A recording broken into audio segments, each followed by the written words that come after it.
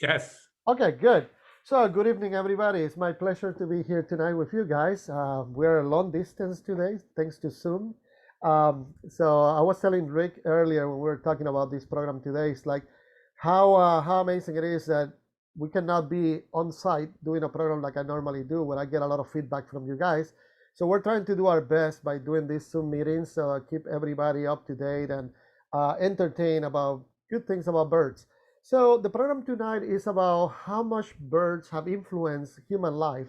And we take this completely for granted. We think, okay, well, the airplanes, yeah, they were inspired by birds, but there's so many things nowadays that they originated on birds and we use them on a daily basis and you don't even know that they were actually inspired from uh, a bird. So we're gonna go through some of the basics. I'm gonna take you back in history, so you're gonna see how religions, how even mechanical design or the things that we build today have been influenced by how much we know about birds.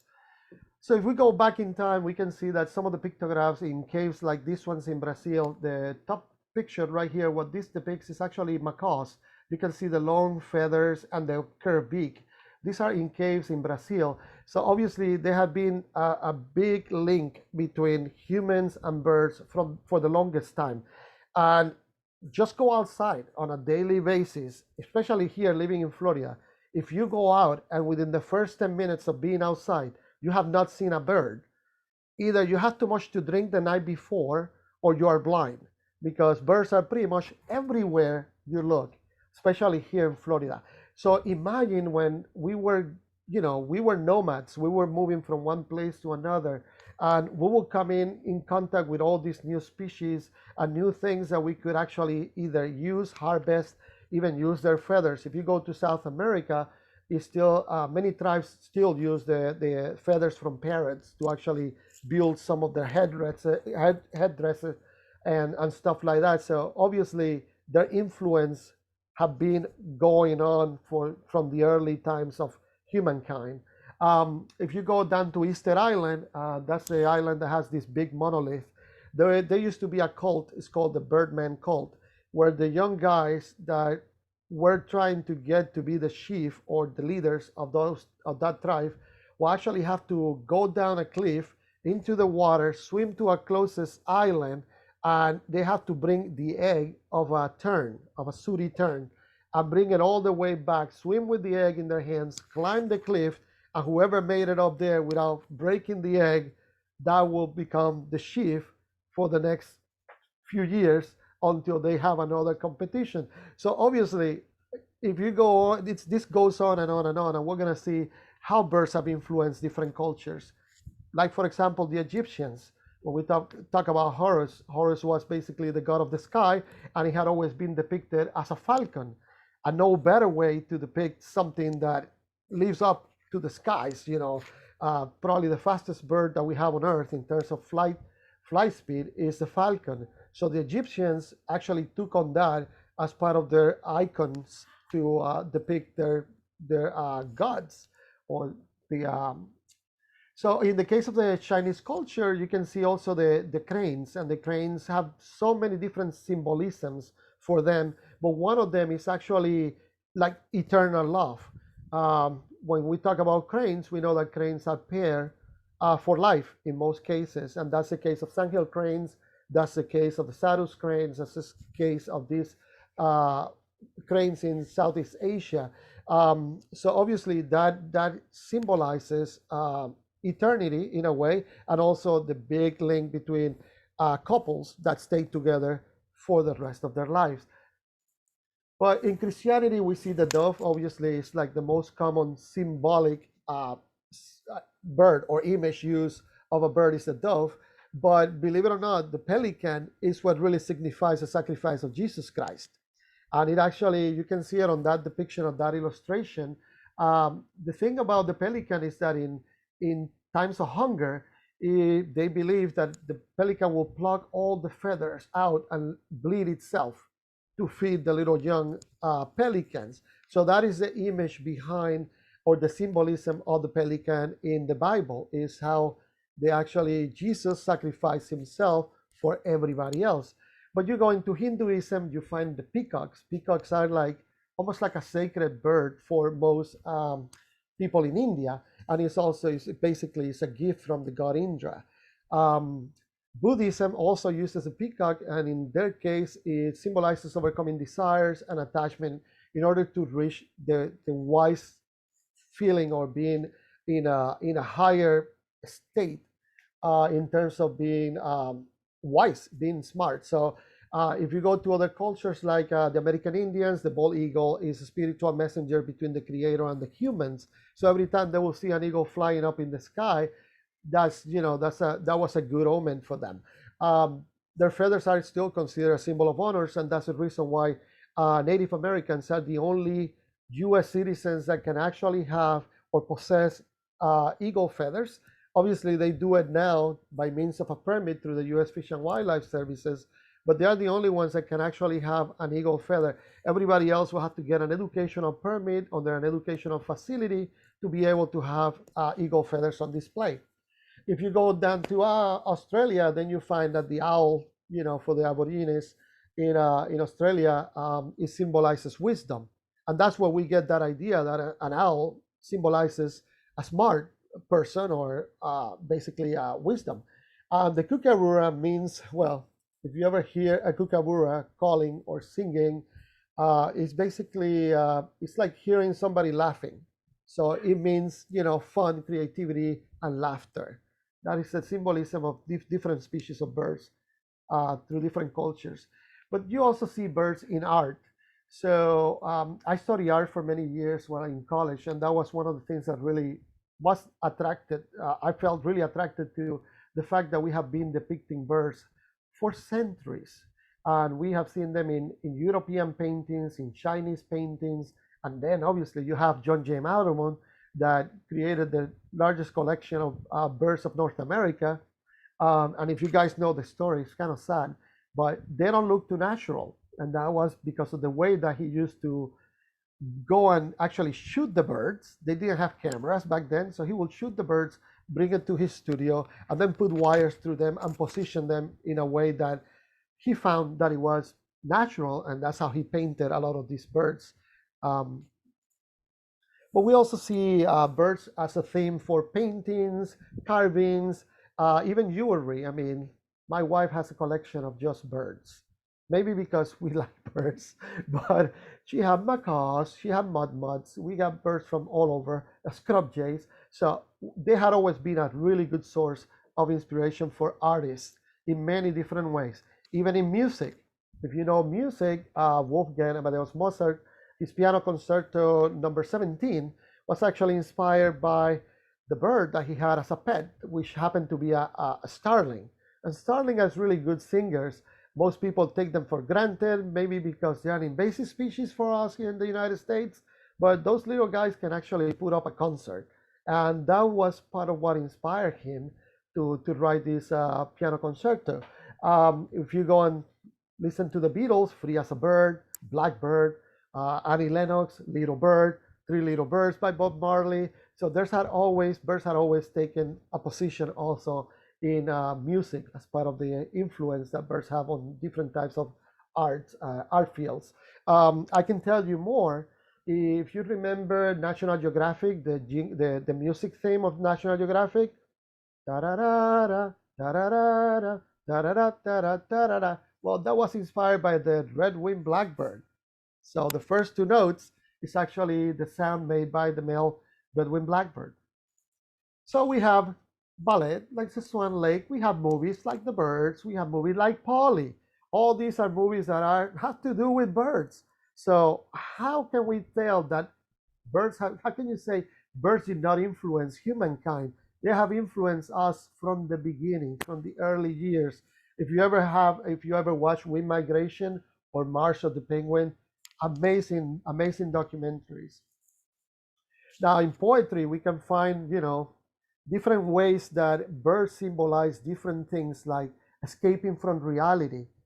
If we could fly, we will be away from all the other stuff. We will be away from the rest of people. So all these images have been created from from birds have been taken from birds. One of them, good example, is Emily Dickinson. A bird came down the walk. You can read about different authors that have used birds as the main subject matter for their poetry or their books, their tales. And if you go, you can be here for days just understanding how cultures have adopted different species of birds to make them their own. So, say for example, if you go and see the Aztecs believed that hummingbirds were the reincarnation of their warriors. So obviously they will protect them at all times because for them they were living humans that turned into a hummingbird. If you know about like quetzals, a really an amazing bird that symbolizes one of their gods is a quetzalcoatl, and the bird is actually the feathered serpent. That's what quetzal means. It's a feathered serpent. So you have myth, like in the case of the phoenix, it's this bird that raises from the ashes and flying in flames.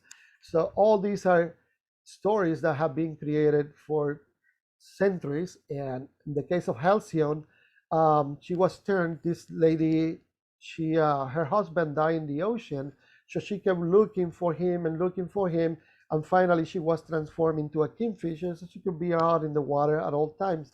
And there's stories one after the other. What about thunderbirds? That is one of the big how you call it, a myth that we have in the United States. Native Americans actually recognize the thunderbirds as one of the ones that will bring the bad weather and the rain. So we have also phrases that have been basically coined after birds. And if you talk too much, you talk like a parrot. I've seen that. Or if you talk so much, you're crazy as a loon, that kind of stuff.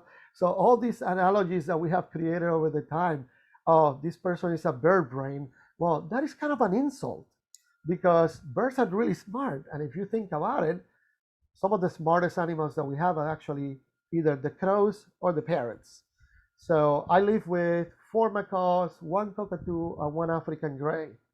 And the African gray is so freaking smart that is scary.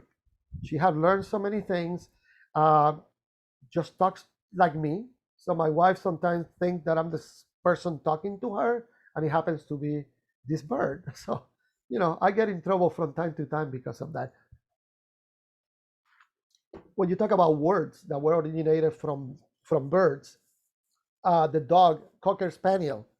If you don't know what Cocker Spaniel means, it comes from the woodcock, from the actual bird, because those dogs were used to actually hunt the woodcocks. So that's how the Cocker Spaniel came to be the name for that particular breed of dogs.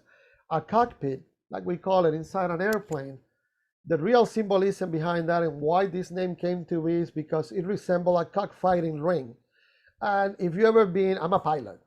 Thank God I don't fly commercially, so I don't have to have a first officer sitting next to me. But when you start flipping switches, there will be some conversation going on, and there will be some fight as to, oh no, well, let's do it this way, let's do it that way.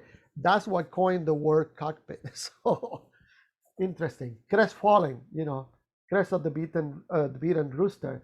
So those are all phrases and words that originated from birds. Now, when we come to the part about food, this is a really interesting subject because most people don't realize how much we depend on birds. And here in the United States, if you ask people, okay, tell me a bird that you eat, all they can tell you is chicken. And then they go and say, oh, and once a year, maybe we eat turkey. Well, guess what? The rest of the world eats birds, different types of birds, different times throughout the year. And back in the good old day here in the United States, the reason why we don't have that many bobolinks is because we killed them all.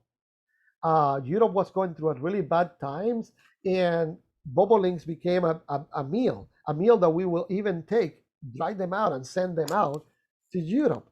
So back then in those days, early in the 1900s, we were killing bobolinks in big numbers. And thank God, then we came in with the Migratory Bird Treaty Act and the Lacey Act, and we put a stop in a lot of the birds that we were killing. We were killing the Carolina parakeet, bird that is totally gone. and it was basically because we killed them. The same thing with the pigeon that we have here in the United States. That basically they were in big numbers, and we exterminated them all. But if you go through other countries outside the United States, we all kinds of different birds in other countries, as tiny as a little bigger than a red-winged blackbird. That's the case of the ortolan in France. We still eat those birds out there. Now, for quite some time, feathers were a big business in the United States and in any wealthy country. Birds bird feathers actually were a good representation of wealth. So that's why the Everglades suffer so much from all the birds that were killed, just because we wanted feathers for the ladies in New York and in the big cities to wear these beautiful hats adorned with feathers of egrets, mainly great egrets, great white egrets that were killed just for those feathers. So because of all those things, all that kind of environmental abuse, eventually we created the Lacey Act back in the 1900s that will basically prevent the trade and the transport of wildlife in the United States, to prevent that abuse on many species that were used for fashion statement, basically. And today, if you see, the feather industry is a little more controlled, and the kind of feathers that you find, well, you can go to, say, a Hobby Lobby and buy peacock feathers. Well, they're not killing peacocks by the thousands to get those feathers. There are farms that are dedicated to this. The same thing happens with ostrich and emus. A lot of the feathers that you find out there, they're coming from basically domesticated species that we have been able to domesticate for the use of their meat and all the other products that we can get from them. But another thing that we have a lot of influence from birds is like sports, like falconry. Obviously, we have people that work with raptors, especially falcons and hawks, and they use them just for the fun of having them and be able to fly them, but they also use them for hunting. And I have a friend of mine, that guy that is there, Jonathan Woods, he has probably one of the largest collection of raptors in the United States, and he raises falcons, he raises hawks, he raises owls, and he also does a lot of educational programs with those birds. And he goes out hunting because he feeds some of his birds thanks to the other hawks. So he takes the falcons out there hunting, and they bring the food. You'll be surprised. A peregrine falcon can actually take a mallard duck. He's not going to eat it at all. So he's going to just hit it, take it to the ground, take a couple of bites. He comes back, picks up that duck. That duck is going to feed some of the birds that he had. But you also have bird watching, hunting, pets. How many of us have birds as pets? Pigeon racing. A lot of people don't know. Pigeon racing is a big thing here in the United States. Every so often we get calls from people, oh, we have a pigeon in our backyard, doesn't want to leave. It has this band on their legs. Those are racing pigeons. They fly them all the way from New York to Miami, which is amazing. I'm like, how do they manage that? Well, pigeons are really smart, and they have a brain with a lot of magnetite, and they can follow earth contours and know exactly where they are at any time. So you have bird performing shows, you have bird feeding. You have a bird feeder in your house, so that means, that's how birds are influencing you. You go and buy them bags of food, you put money on them on a weekly basis. So then you have the photographers like me. We spend a lot of money on getting all these big lenses, on travels to these beautiful places, just because we want to see birds and we want to photograph birds. So a lot of influence from birders and photographers when it comes to birds.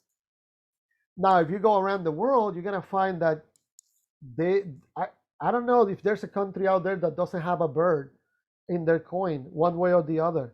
Look at the United States. We have the eagle, but we have countries that, like Australia, New Zealand. New Zealand has the kiwi because it's like total there.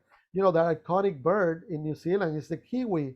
But you go down to Central America, you have the quetzal in Guatemala. The Bahamas have the Bahamian Amazon that is fairly close to the one in Cuba. So obviously, birds have been the theme for currency. for symbolism, awareness, and marketing. You can see a lot of commercials on TV that involve birds. I don't know if you remember. I think it's Windex. It's one of those that used to this chemical that used to clean the windows, and there were these two crows having fun about the people hitting the glass. I'm like, yeah, yeah, it was so clear, you know. So we have used birds in so many different ways. What about the owls? There's owls in so many commercials nowadays. For the last, I would say, 10 years, owls became like the number one bird to put on commercials. Right. What about stamps? The United States have their own collection of just birds of North America, representing every state in the nation in stamps. But you go throughout the world, Africa, all the countries of Africa, they have so many of their birds on mail stamp, on postage stamps. If you want to collect something fun, collect stamps from around the world. There's all the birds in the world are on some kind of postage stamp. Then you have medical research, you have medical therapy. Medical therapy, you know, when people have depression or they are suffering some mental disorders, they tell them to get a bird. You know, you get a companion bird, a bird that you can actually associate with, and you can actually talk to that bird. That bird might respond to you, and eventually you create a bond with that particular bird. So that is a way to actually help people with brain problems, and even kids with learning disabilities. You give them a pet that can say things, talk to them, or scream and yell like mines do, and that is an interaction to keep them busy. Medicinal uses, emu oil. Who hasn't had a cold and had a really nice, good chicken soup that will bring you back? So birds have always been used for medical purposes. Global health indicators. When birds stop doing what they normally do, you always have to be concerned about what happens along the food chain.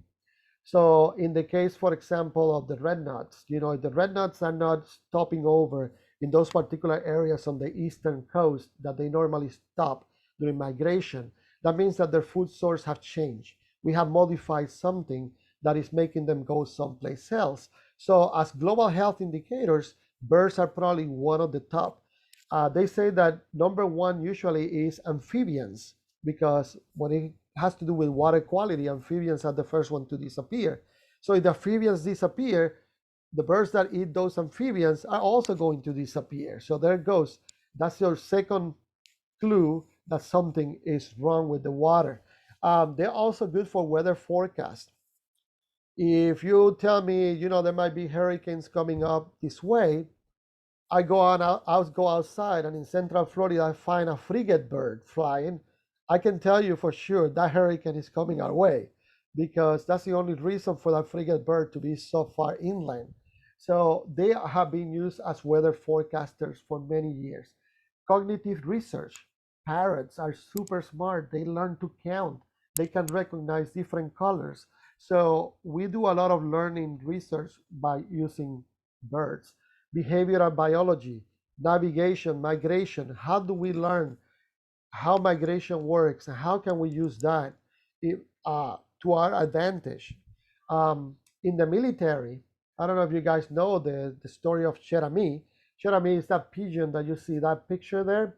She was basically a messenger during the war, the First World War, and there was a battalion that was stuck between enemy fire and friendly fire, and they couldn't communicate with anybody. Finally, they sent one bird and it got killed.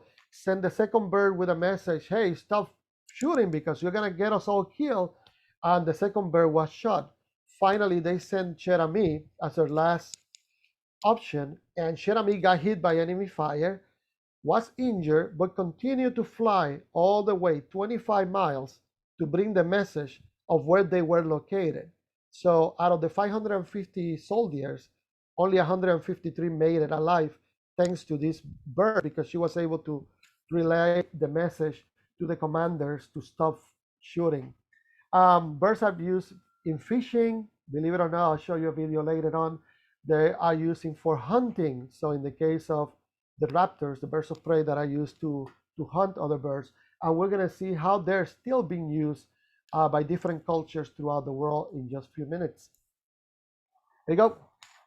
Those are cormorants actually being used to catch fish in China. The birds catch the fish, then they catch the bird, and they take the fish out of the poor bird.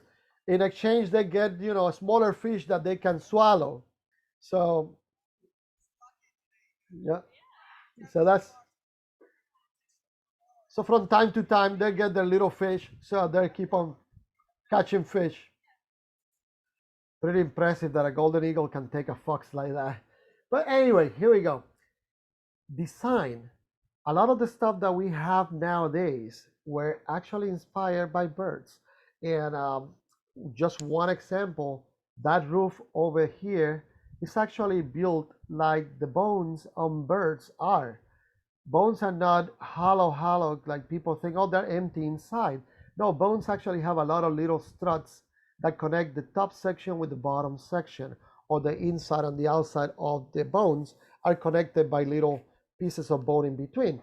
So that is a structure that is extremely strong, and it's actually lightweight.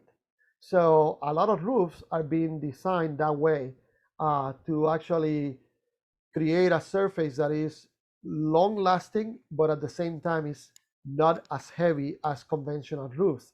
If you go to the bullet trains in Europe, not the high speed rail in France, the nose cone of the train uh, in the front is actually designed based on the beak of the kingfisher, because the aerodynamic of that beak, they found it to be pretty much perfect. So they use that for the design of the actual train right here. The zipper that you have on your pants, on your blouses, and that is actually an invention that came from feathers. If you ever see how feathers work, feathers have little hooks that you can break and put back together. So that's how they invented the zipper, came as result of being inspired by feathers. In this here, the climbing tools, believe it or not, the woodpecker was the one that gave them the hint of how to create a climbing tool. This is a tool that is used to climb through snow when you're doing mountain climbing and you're going through snow, because it actually, you crack the ice, goes inside the ice, then you click back in, and the handle actually serves as a support, just like the woodpeckers do with their beak and their tails. Woodpeckers use their tail to actually support their bodies as they are climbing up. And if you ever see a woodpecker up close, the two feathers in the middle are really hard and they don't bend. So those two feathers down here are what allow them to stand on the side of the tree without falling off. So all these were creations based on birds. But you go back and you find Da Vinci wrote and drew all these things. He had no idea what he was thinking at the time. He came out with these machines that eventually gave ways to the airplane as we know it nowadays. But he, in fact, he never put any of this together. He just did drawings like this. This would be cool if we could actually use our own arms to fly. I always dreamed that that was something that we could do one day, but so far it hasn't worked. But then came the dry flyer, and again, inspired by birds, and it was the first form of flying that we found that we were able to put together. Since then, we have, you know, evolved to have the modern jets, and all this is because the airfoil. The airfoil is basically the wings were designed based on what we saw on birds. If you see the birds, the leading edge is really kind of wide like this, but then at the back end it's kind of thin. So that's exactly how wings were designed for the best aerodynamics and the most lift. And this is where we're going. Eventually, we're gonna have airplanes that will even mimic more what wings are on birds. And you have seen winglets that they put at the end of the wing on most airplanes nowadays. That is also part of a design that was borrowed from the wings on soaring birds. So then we have this. This is technology nowadays.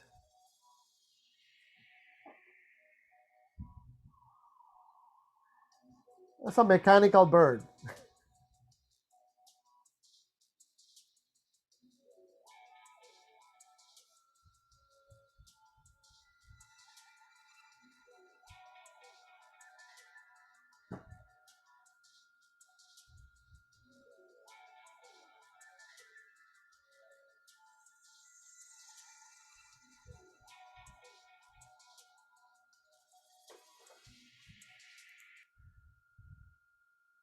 Now, here's another good example. Now, we're talking about millions and millions of dollars invested on putting this together. And obviously, we're trying to get there because it give us a complete different view of things when we can get a drone this size inside a complex.